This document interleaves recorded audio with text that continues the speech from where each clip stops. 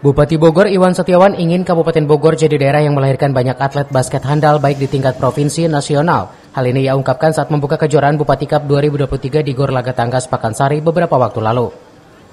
Bupati Cup 2023 turnamen 5-on-5 dan 3-on-3 antar klub ini diselenggarakan mulai tanggal 17 hingga 20 Desember.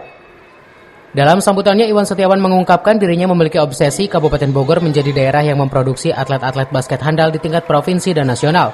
Jadi cabang olahraga basket harus lebih baik lagi ke depan karena segala fasilitas infrastrukturnya sudah ada di bumi Tegar Beriman.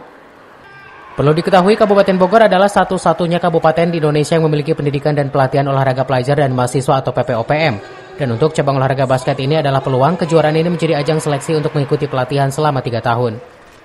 Bupati juga memberikan apresiasi terhadap kerja keras jajaran pengurus Perbasi Kabupaten Bogor, klub dan pemain yang telah berkontribusi mensukseskan turnamen Bupati Cup 2023. Ia mengajak untuk sama-sama jadikan Bupati Bogor termaju, salah satunya di bidang olahraga.